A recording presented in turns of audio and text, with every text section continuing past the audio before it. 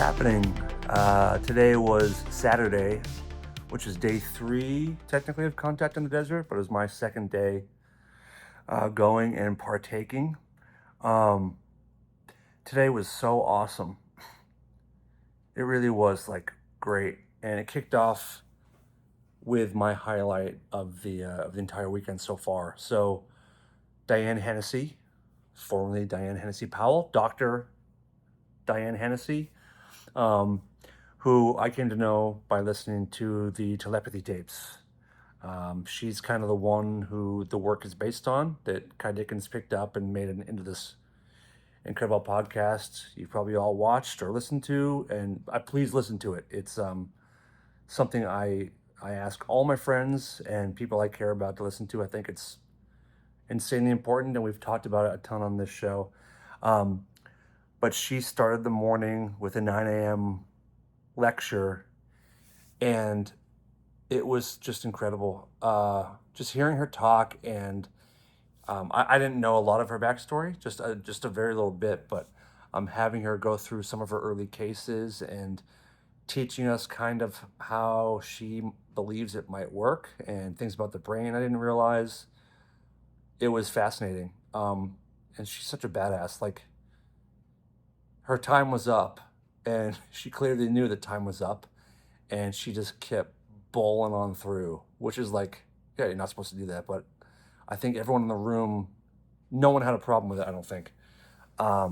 So they started bringing the lights up to kind of remind her that it's time to wrap up, and she's like, fuck that, and just kept going. And then they had to play her off like she won one of the early day Oscars, you know what I mean?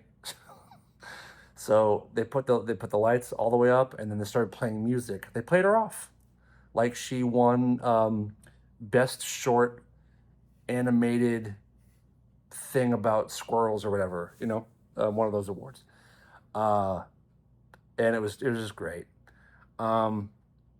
She was awesome. I went right from that to go see Moulton Howe, who, if you've been into UFOs and stuff for a long time, you definitely know her name. You might know some of her work. And she did not disappoint. I mean, I went there to hear crazy shit, and she delivered on that agreed upon promise.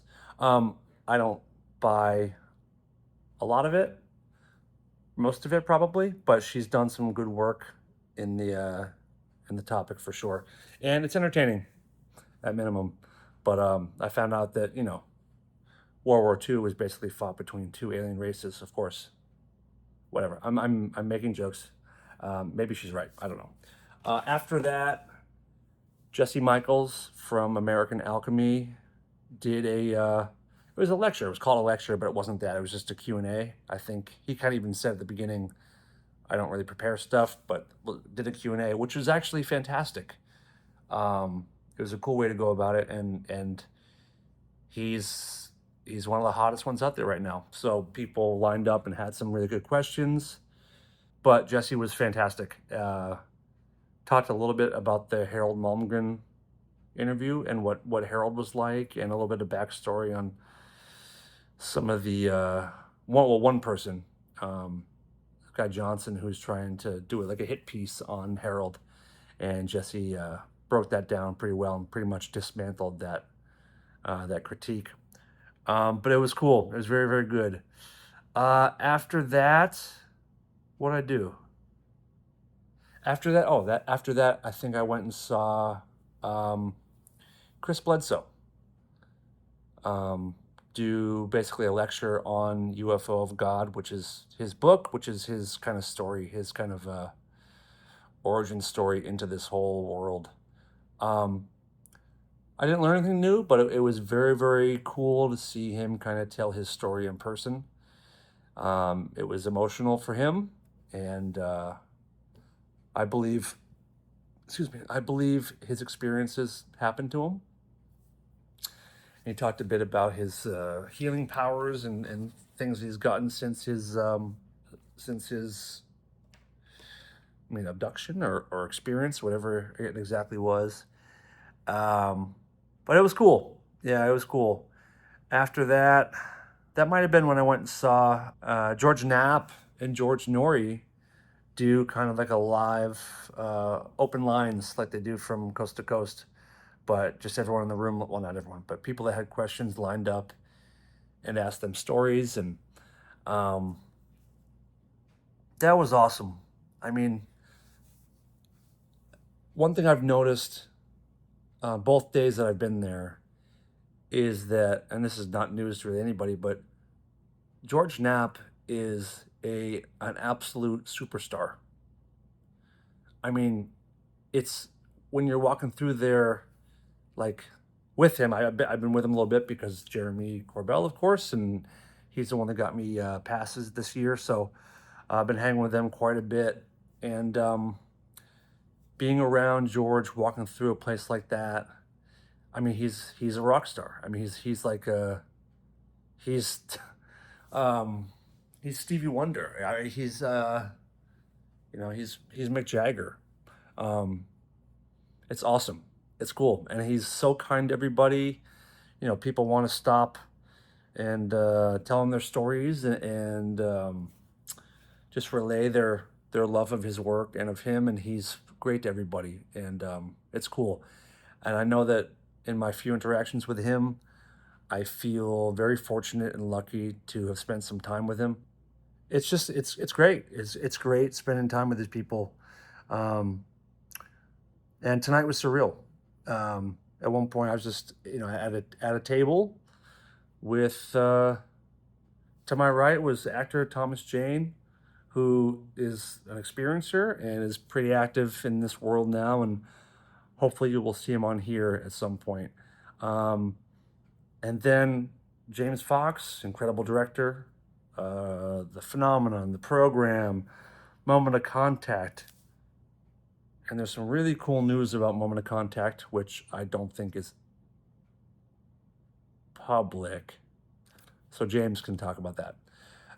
And then George Knapp and Jeremy Corbell and Matt Ford and Chris Ramsey and Asap Rocky. And Chris was doing magic for the table, and he blew my fucking mind. I love magic. I like street magic, and he is truly incredible. I saw him doing some tricks in DC a little bit, but now I finally got to be part of the tricks. And he did this move where we were talking about the way some magic works and how it fucks with your memory, and that's part of the trick. And he asked me, to pick a number between 1 and 100, and I said 72. He said, "Why 72? Favorite number?" I said, "No, I have a 72 Ford Bronco." He was okay. Reached in his pocket, grabbed a bunch of change, and threw it on the table. 2 quarters, 1 dime, 2 nickels, and 2 pennies. 72 cents. In about 5 seconds of asking me my favorite number, or to pick a number.